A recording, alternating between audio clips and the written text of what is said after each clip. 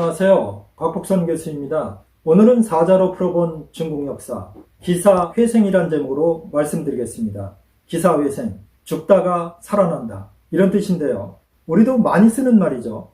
이 말은 중국 고대의 명의로 유명했던 전국시대의 편작으로부터 나왔습니다. 편작의 하루는 작은 나라인 괴국을 지나다 괴국의 태자가 죽었다는 이야기를 듣고 본인이 그 태자를 살리겠다고 호언장담하고는 그 궁궐에 들어가서 진맥을 한 뒤에 다시 일으켜 세웁니다. 그래서 그때부터 기사회생이란 말이 생겼는데요.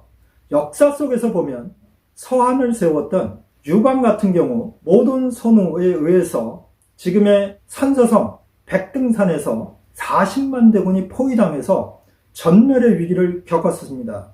하지만 기사회생으로 살아나서 결국 서한이 유지되게 됐었는데요. 그러나 역사적으로 볼 때 진짜 기사회생의 경우가 있는데요. 춘추시대 때 진나라, 제가 여기서 말씀드리는 진나라는 나중에 중국 전체를 통일했던 진시황의 진나라가 아니라 지금 산서성 부근에 있는 진나라를 이야기합니다.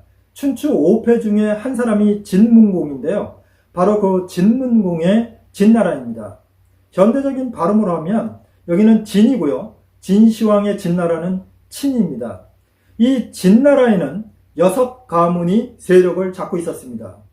이 6가문은 진문공이 폐업을 이룰 때 도와줬던 가문들인데요. 진문공은 본인이 황제가 아님에도 불구하고 황자만이 거느릴 수 있었던 육군을 거느렸습니다. 즉 6개의 부대를 거느렸다고 볼 수 있는데요. 그 6군대의 장관들을 본인을 도와줬던 가문들이 맡게 했습니다. 그런데 이게 결국은 화근이 돼서 진나라가 쪼개지게 되는데요. 이 6가문은 지시가문, 조시가문, 한시가문, 위시가문, 범시가문, 중앙시가문, 이렇게 6가문이 있었습니다. 그런데 그 중에 가장 강한 가문이 지시였습니다. 이 지시가문이 범시가문과 중앙가문을 병합했고요. 그래서 4가문이 나온 상태에서 지시가문의 지양자란 사람이 나타나서는 모든 가문을 다 통합하려고 우선 조시가문을 공격하기로 마음먹었습니다. 이 조시가문을 공격하기 위해서 한시와 위시가문에게 연락을 해서 이 3가문이 연합을 해서 조시가문을 공격했는데요. 그 장소가 지금으로 치면 산서성 폐원입니다. 예전에는 진양이라고 그러는데요. 그곳에 분수가 흘러가는데 이 분수를 터뜨려서 진양이 완전히 물바다가 됐습니다. 그런 상황 속에서 조시가문은 한시가문과 위시가문을 설득을 했습니다. 내가 죽으면 그 다음의 차례는 당신들 차례다. 지금 지시가 나를 없앤다고 해서 당신들을 살려주고 내 땅을 나눠줄 것 같으냐? 그렇지 않다. 그러니까 우리가 힘을 합쳐서 지시를 없애자. 이렇게 해서 전세를 완전히 뒤집어서 지시가문을 멸망시키고 그 셋이서 진나라를 쪼개갖게 됩니다. 이걸 삼가 분진이라고 그러는데요. 이 전쟁이 있고 나서 진나라는 결국 위나라, 한나라, 조나라로 쪼개지고 춘추시대가 끝나면서 전국시대로 들어갑니다. 그래서 제가 이 시간에도 진양의 전쟁을 소개했었는데요.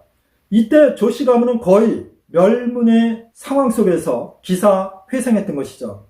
하지만 조시가문은 그거보다 훨씬 더 오래전에 정말로 멸문의 상태에서 기사회생했던 적이 있습니다. 제가 이 시간에도 소개했었던 정영이라는 사람이 있는데요. 조시가문은 진나라 경공 때에 실권을 쥐고 있었던 도안고라는 사람에 의해서 반역죄로 몰려서 모든 조씨 남자들이 살해당했습니다. 도안고는 굉장히 흉악한 사람으로 널리 알려져 있는데요.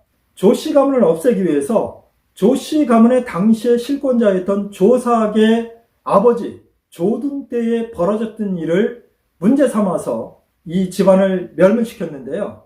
다행히도 당시의 의사였던 정영과 공손적우란 사람이 손을 잡고 조씨 가문의 유일하게 살아남은 어린아이를 살려냅니다.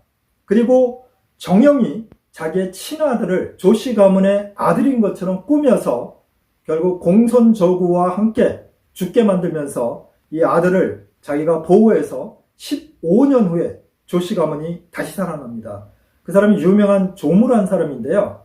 이 정영은 그로 인해서 본인은 친구도 배반하고 가문도 배반했다는 엄청난 욕을 먹었지만 그것을 꾹꾹 참으면서 주군의 아들을 지켜서 결국 조씨 가문이 살아났고 나중에 방금 말씀드렸던 진양 전쟁에서도 조씨 가문이 또 살아나면서 두 번이나 기사회생해서 전국시대 때 강국으로 조나라가 자리 잡게 했었던 것입니다. 하지만 이것보다 더 기가 막힌 경우가 있었는데요. 여러분, 산동성에 있었던 춘추 전국시대 때 강국, 그러면 어느 나라인지 아시겠죠? 제나라입니다. 그 유명한 제환공의 나라였는데요. 이 제나라가 제민왕 때에 연나라의 아기 장군이 이끄는 5개국 연합군에 의해서 거의 전멸 상태에 빠졌었습니다. 제나라는 72개의 성이 있었는데요. 아기 장군에 의해서 1년도 안 되는 사이에 70개 성이 점령당하고요. 오로지 증묵과 거현 두 개만 남았습니다. 거현은 지금도 거현이라는 이름이 남아있고요. 증묵도 그 이름이 남아있습니다. 하지만 위치는 현재 평도시의 위치인데요. 이 두 성만 남고 70개 성이 완전히 연나라 연합군에 의해서 점령당한 것입니다. 사실 국가가 망한 것이죠. 이런 상태 속에서 전단이라는 사람이 나타나는데요. 이 전단은 원래 시장을 관리하던 말단 관리였는데요. 자기네 나라가 멸망지경에 이르자 가족들을 이끌고 증묵성으로 피해서 들어갑니다. 그런데 증묵성의 성주와 유명했던 장군이 연나라 군대와 싸우다가 죽고 맙니다. 그러자 그곳에 있는 백성들이 전단을 성주로 추대합니다.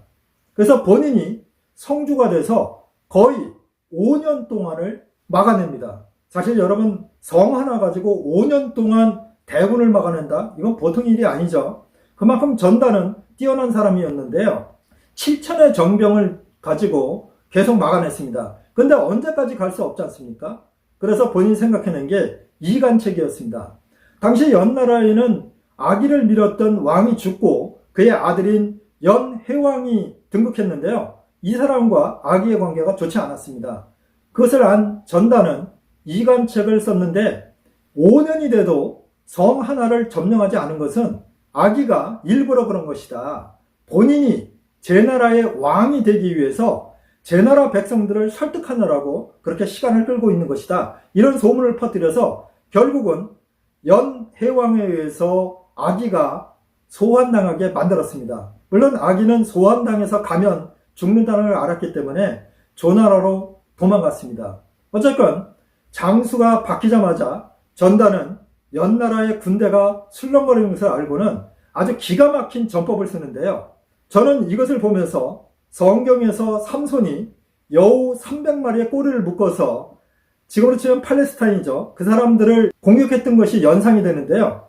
화우진이라는 그런 전법을 썼습니다. 화우진이 뭐냐면 소 1000여 마리를 준비해서 갈대를 기름에 푹 담근 뒤에 소 꼬리마다 그것을 묶었습니다. 1000여 마리 꼬리에 이제 다 묶은 것이죠.